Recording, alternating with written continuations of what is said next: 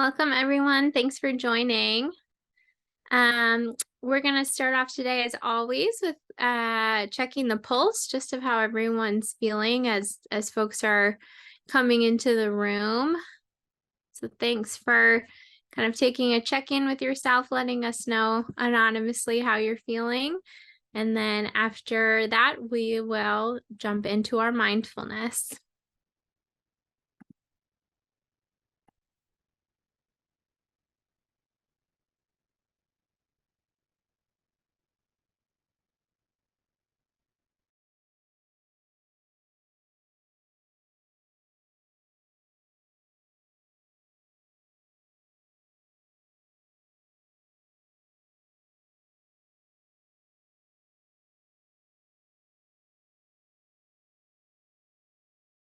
Okay, so with that, we'll turn it over to Evan to lead us in a mindfulness to get us all into the space today. Thank you, Lauren. Hey, everybody. Nice to see you today. Thanks for joining us. So I'm going to lead us through a mindfulness practice that I do a lot with my child and adolescent clients, and I practice myself. And I call it the finger trick. And the thing that I really like about it is that it takes some practice. There's different steps, and also it's something that you can do kind of throughout your day. So what I'll ask you to do is you can turn your camera off, you can keep it on, but have your eyes kind of come to a natural position where you're gazing comfortably. And then I'll ask you to start with a couple of breaths where you're breathing out a little bit longer than you breathe in. So for example, breathe in for 3 seconds, 1,000, 2, 1,000, 3, 1,000. Breathe out for 4 seconds, 1, 2, 3, 4. Take another breath. And as you're taking this breath, bring your attention to one of your arms, right or left. I'm choosing my right. And just you can kind of wiggle your hand a little bit. Slowly bring your attention down to your hand and notice the tendons in your fingers. As you slowly kind of flex your hand, you can tighten it and release it. You can tighten your hand again and then release it.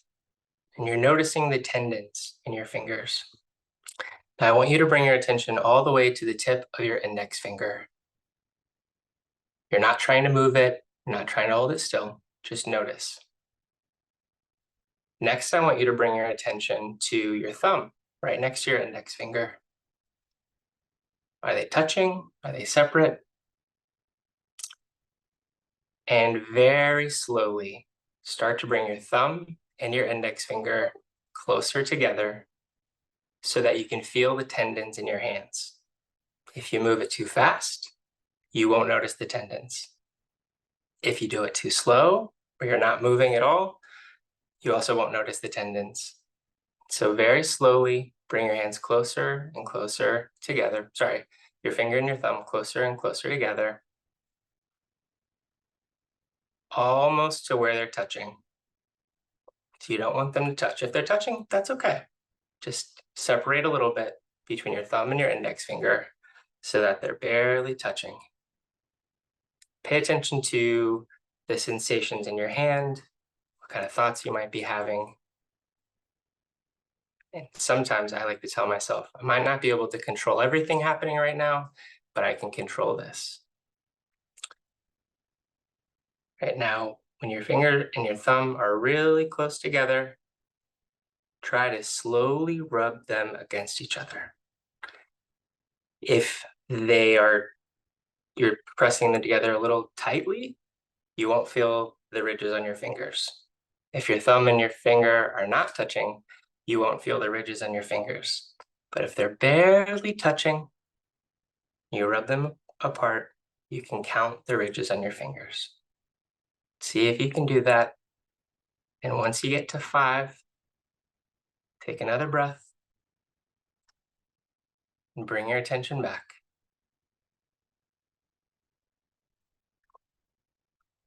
And I'll wait for y'all to rejoin.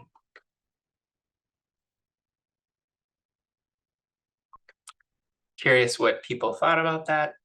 I did that kind of fast. Usually when I do that with kids and adolescents, we'll build up, but we'll start with like noticing the tendons, bringing fingers together, and then finish with counting ridges.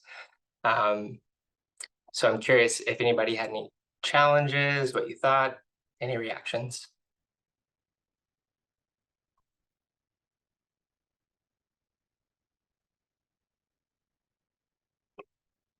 Okay, maybe no reactions. That's cool.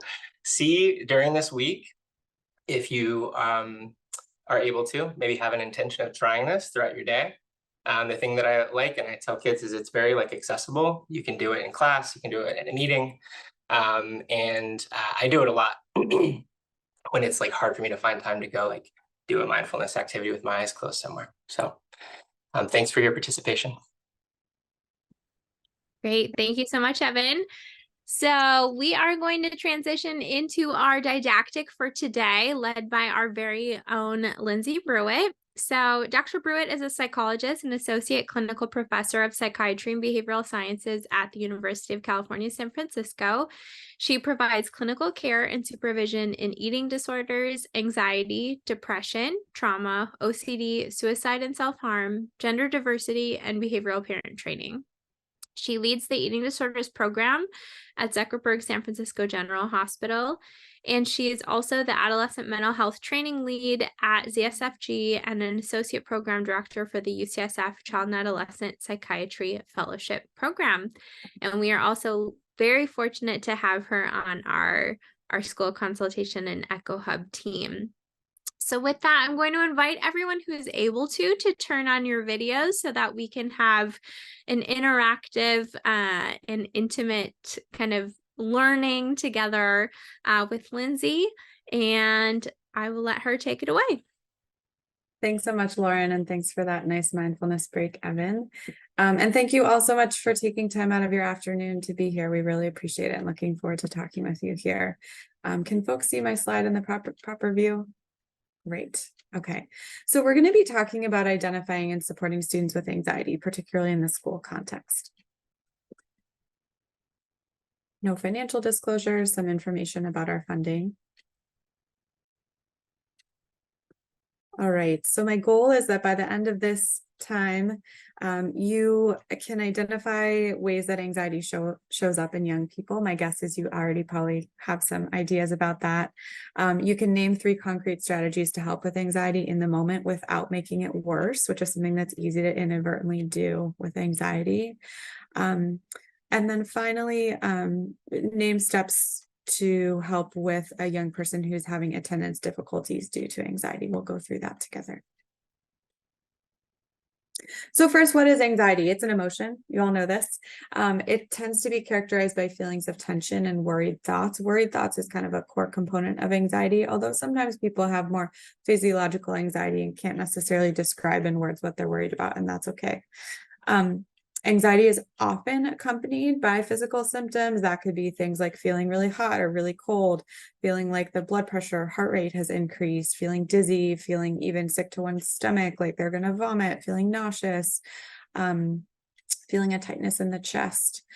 And some people think that the physiological symptoms are really a core component of anxiety, and that without them, we don't really experience a sensation of anxiety. But that's kind of theory-based, but I think it's kind of interesting. Another thing that is often present with anxiety is avoidance. So we know that as humans, for good reason, when we are worried about something or fearful of something, we tend to not want to approach it. For example, I'm really scared of snakes. And I was at the Monterey Bay Aquarium last weekend, and even like the eel exhibit, I was kind of like, ooh, I don't really want to go too close to that. I know they're not snakes, but they kind of look like it. And I didn't really want to go too close. We'll talk about exposure. I actually made myself do that because it's part of my personal goal to get more comfortable being around animals like that. But we know that that kind of avoidance is a core tends to be a core feature of anxiety, and often is one of our main targets of treatment or supporting young people. There are several kinds of anxiety or kinds of anxiety disorders. We're not going to be focused on kind of specific diagnostic categories today, but types of anxiety include social anxiety, so fear of social judgment by other people, fear of social situations. Common experiences for students might be fears of speaking up in class, fears of meeting new people, fears of talking to adults or other kids. Generalized anxiety involves worries about a broad range of topics that aren't only social in nature. So this might be worries about, a lot of worries about climate change or their safety and security in their home, or worries about other things like that that are kind of day-to-day worries that many people may have and may be valid concerns. And when they kind of rise to the level of getting in the way of what the young person wants to do or needs to do, or kind of is over and above what the situation would call for, then it might be something like generalized anxiety. Separation anxiety is probably familiar to folks. So that's when somebody has a really significant fear of being away from a loved one. Often in kids, this would be a caregiver that they might be really fearful from separating from, but not always. It could be somebody else in their life who's important. We know that some level of separation anxiety is developmentally normative and evolutionary based and a really good thing. And when we see kids, into the elementary school years or even later having difficulty separating at school drop off, or difficulty in when they're a bit older with going to sleepovers and things like that because of fears of being away from their caregivers, then that might be what we're looking at here. And then finally, specific phobias. So I mentioned I'm afraid of snakes. So a fear of snakes that kind of gets in somebody's way, or a fear of other things, could be a specific phobia. And that could be things like specific things like animals, the ocean, all sorts of situations that people could be afraid of, but the core is that it's specific in nature. Needle sticks, blood draws, those are common ones of specific phobias. Okay, I think this is really important, and I bet that you all know this as folks who work with young people. Some degree of anxiety is really normal. It's a very normal human experience to have anxiety, to have worry, and it helps us. It can be helpful for us. If somebody doesn't ever experience anxiety, that would be unusual, although certainly there's kind of cultural components to this, and people may describe their feelings differently or experiences differently, or they may have different ways of kind of dealing with the world around them. But in general, kind of a moderate level of anxiety can be helpful for us because it helps to activate us and motivate us. So for example, if I'm a high school student and I have an exam on Monday and I'm pretty anxious about it, maybe it's my first chemistry exam of the year and I haven't really taken a high school test yet, that anxiety, if it's in kind of that moderate range, is probably going to help me go home tonight, sit down with my book, start studying, even though it's always only Wednesday, and study kind of each of the next few days. It might actually help me during the test a little bit to kind of stay focused and not be kind of daydreaming about other things because I'm fairly anxious about this test. The kind of either extreme of anxiety can be sometimes less effective. So if I have zero anxiety about my chemistry exam, despite it maybe being a hard subject for me, it might be really hard for me to motivate to study for it. On the other end of the spectrum, and this will all be familiar to you all, if I have such high anxiety about my chemistry exam that it's hard for me to actually sit down and study, retain the information. Maybe when I'm taking the test, it's so hard for me to stay focused because I'm sort of in my head and worried about it, then that can also be problematic. So I think a rule of thumb when we're thinking about, what level of anxiety is just sort of part of being human and what may mean somebody deserves support. Everybody deserves support, but when we may want to really make sure that we step in and intervene is when anxiety gets in the way of what humans want or need to do. So for kids, this is usually going to school, being with their family, being with friends, maybe going to some social or extracurricular activities if that's relevant for them. If they're unable to do those things that are kind of part of their daily life, then we would want to typically intervene in some way. Thinking about your roles, so primarily probably school-based providers, although not everybody's working in different contexts, just thinking about kind of your own unique lens and window onto the young people with whom you work, and how getting to see kids in various contexts, whether it's, maybe in the cafeteria or in the classroom, really gives you a unique perspective on the young person. You're able to compare them to their behavior to other people their age. You're able to see how they interact with other kids as well as adults, which is a little bit different from other providers in kids' life who might not have that perspective. Okay, so I'd like to ask folks to write in the chat, what are some ways that anxiety problems may show up in the classroom? What might you see or hear from a student that might suggest they're struggling with anxiety? And I'll give folks a few minutes to do that, a few moments.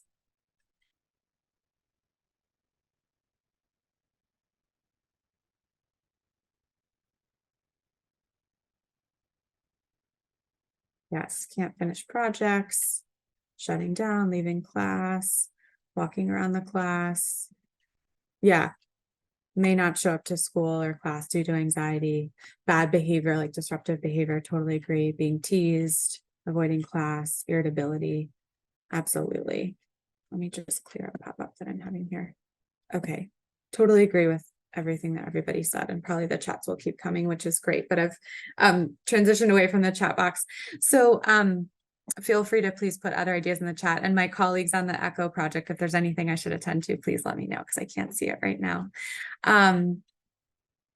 Many of these were called out already. So disruptive behavior, thinking about how often a driver, not always, but often a driver of difficult behavior in the classroom may be anxiety. There can certainly be other things that drive that, like depression or trauma, things like that, but anxiety can be a main one. Social withdrawal, and that could look like, as Shelley said, not showing up to class or not showing up to school. It could look like not going to the lunchroom, kind of finding ways to maybe eat in the library or in the bathroom. Could look like difficulty concentrating.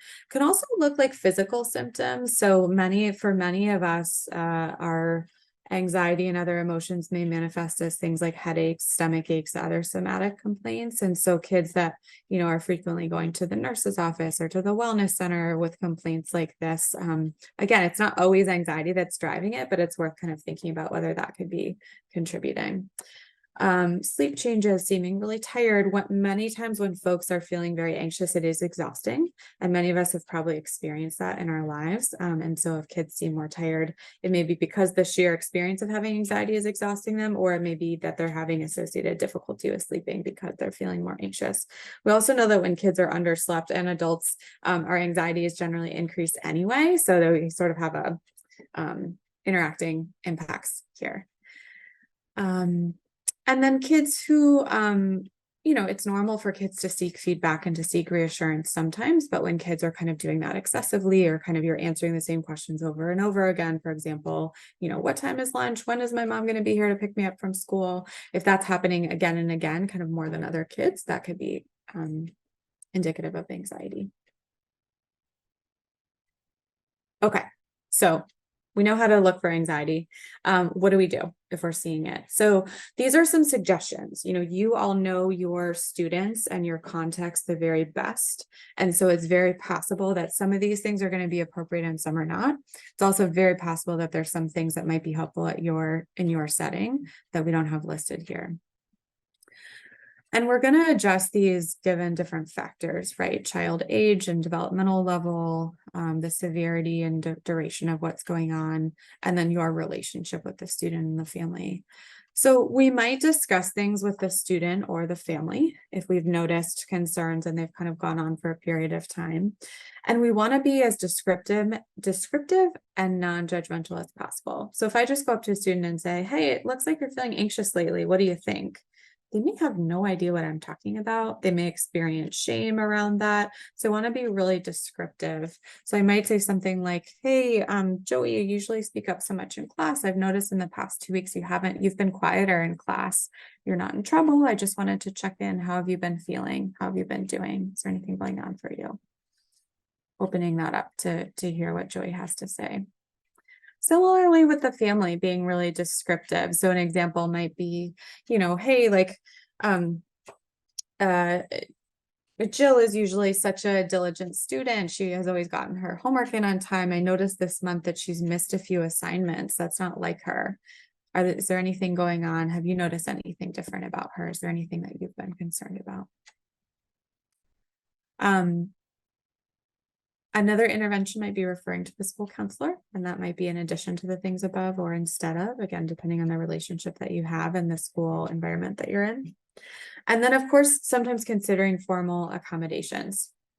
And so examples of this around anxiety might be things like taking a test in a separate room if there's a lot of test taking anxiety, or having extra time to complete a test, which could be for anxiety or attentional related concerns. It might be around homework assignments, maybe shortening homework assignments for a period of time, or other adjustments like that to support the student's well-being.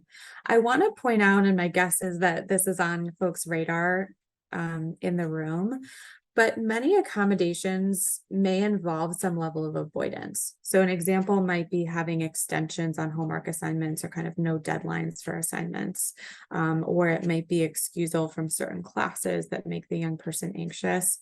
We want to be mindful of the way in which that may inadvertently reinforce anxiety. So going back to the Monterey Bay Aquarium example, if I had kind of like beelined way around the eel, and I should just have talked about it as a snake exhibit, because eel I'm making a little confusing by calling, but there were eels. So anyway, if I had just gone way around the eel exhibit and like not even looked at the fact that there were eels over there, I'm avoiding, right? And I'm not giving myself the experience of seeing an eel behind a glass case and realizing that the world doesn't end. I also, when I saw that there was an eel exhibit, my anxiety went up a little bit, right? And then when I go all the way around it, my anxiety goes down. And so I'm sort of teaching my body and my brain that that's a good thing to do, right? That avoidance helps me feel better. It helps me feel less anxious. I'm not having the opportunity to learn that I can be at the eel exhibit. I might feel a little bit anxious, but I'm going to be okay. And usually I might habituate over time. And so back to thinking about avoidance in the school context, when folks are kind of permitted long-term to say miss a class that makes them anxious, we're inadvertently teaching them that they can't handle that class. They're not having the experience to kind of work up to being able to sit in that class. And so we want to be thoughtful if any accommodations involve avoidance, that the plan includes a really specific plan and timeline to return to regular expectations, usually by working up to that in a gradual way. Of course, with all this, we want to keep safety in mind. So if the young person is anxious because there's some aspect of the classroom or class that's unsafe for them, maybe because of a traumatic experience, we of course want to be sensitive to that, but that's not really what I'm talking about here. Okay. So attendance problems due to anxiety. What do we do when that happens? My guess is that you all have some experience with that. And I'd love if you could put in the chat ideas around how you handle this in your setting, because my guess is folks have really good experience with this. But so our recommendations are all around exposure. So we know that when young people have started to avoid school, whether it's part of the school day or all of the school day due to anxiety, it's really hard to get people back to school, right? That can be a really, really challenging problem and has all kinds of cascading impacts on sleep and eating and all these other sorts of things. So we want to address it right away and in as effective as a way as possible. The best tool that we know how to support kids to get back to school is by using a gradual exposure plan. So assuming that we're starting with a kid who maybe hasn't been going to school at all for, let's say, the past 2 months. I was actually just talking to a family the other day for whom this is true. If I were working with that family long-term, what I'd be doing is putting together a plan around that. So of course, working with the family structure and availability, but thinking through like, okay, can they start to drive their daughter to school and sit in the parking lot for 10 minutes? And maybe do that for a few days. And then after a few days, can they walk inside the school together and have, a 2-minute conversation with a school staff member? And then can the young person go in the school on their own and do the same thing? Do that for a few days, and then gradually working up to being in maybe part of a class or a whole class, and then kind of gradually working up from there, maybe starting to attend a half day of school and then finally a full day of school. We want to think about always consequences and reinforcement. And so how do we provide some sort of rewards for what we're doing above, which might be praise from caregivers, or it might be earning screen time or earning other little things. And then consequences. So what happens if the young person doesn't comply with the plan? A common consequence might be loss of screen time or loss of those privileges, maybe loss of other privileges in the family.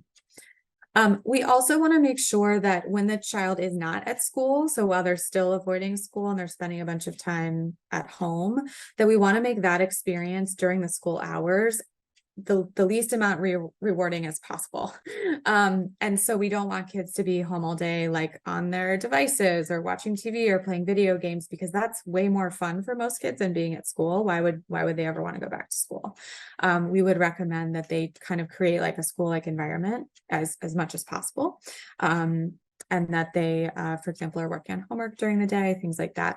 I know families have all sorts of different resources, and it may not be that they have a caregiver who's at home with them. And so they might need to do things like shut off the internet while they're away, put a password on the TV, whatever it is to kind of form some boundaries around these areas, even if parents aren't able to be there because they need to be maybe at work. Okay. So this obviously takes some time, right? You got to meet with the family, you got to work out a plan. What do I do right now when a student is dysregulated with anxiety and they're right in front of you?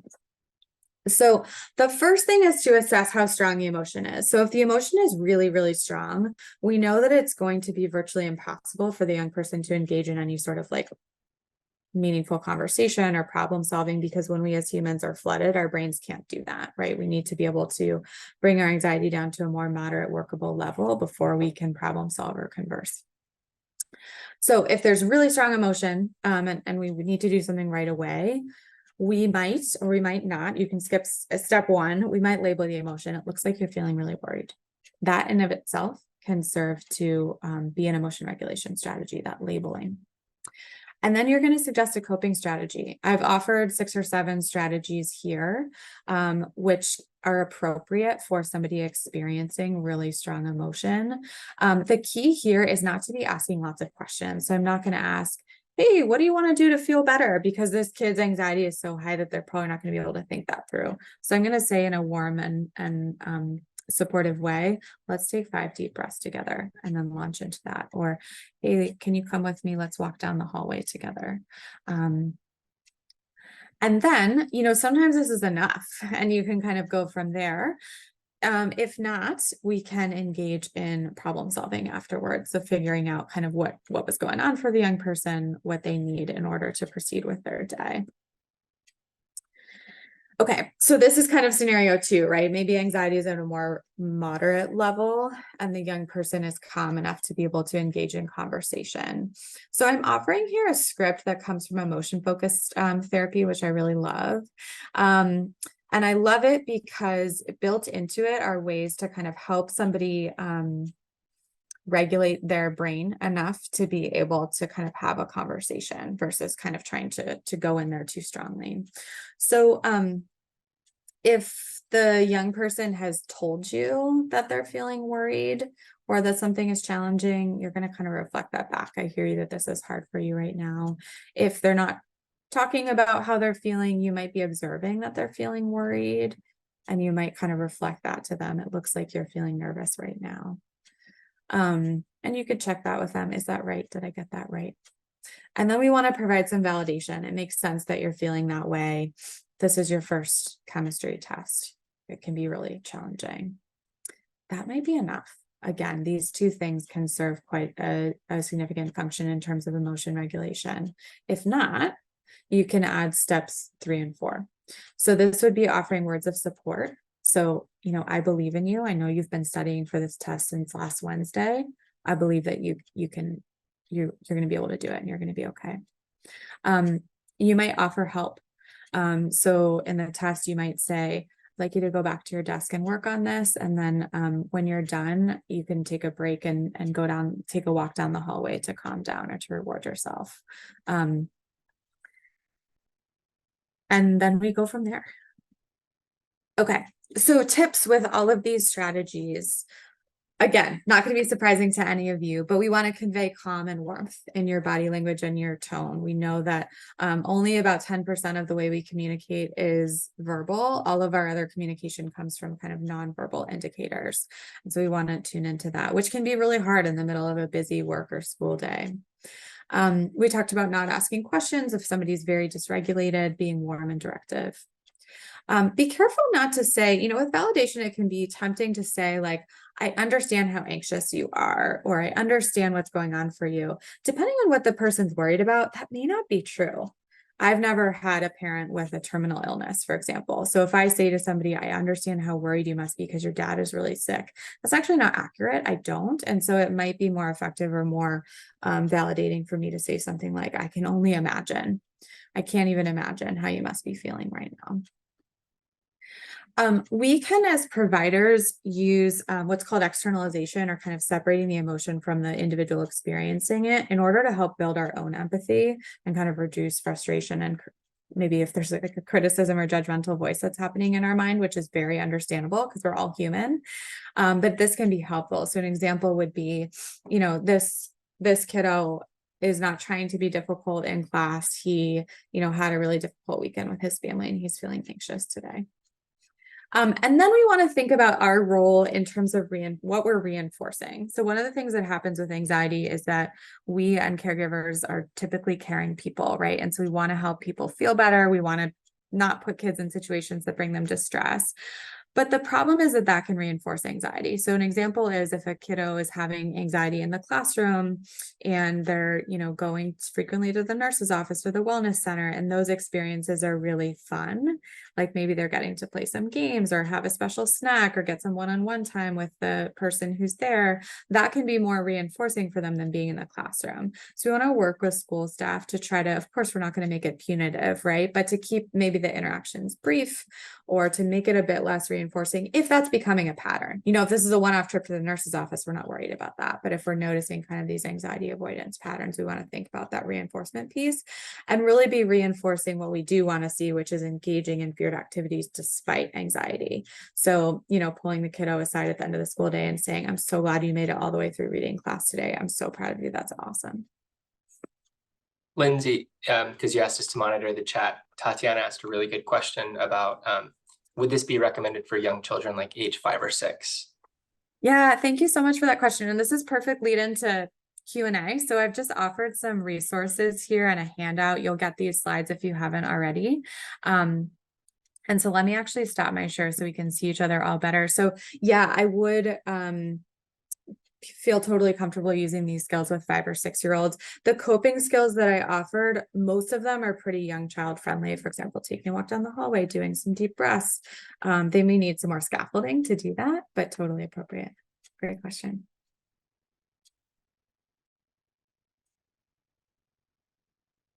Are there other questions that folks have for the next minute or so? And then we can spill other questions into our 3:30 to 3:45 time slot if needed. I have a kind of like specific, like situational question, but it comes up like pretty often with class avoidance, if that's okay. Absolutely. So I have a student who is, this is like such perfect timing.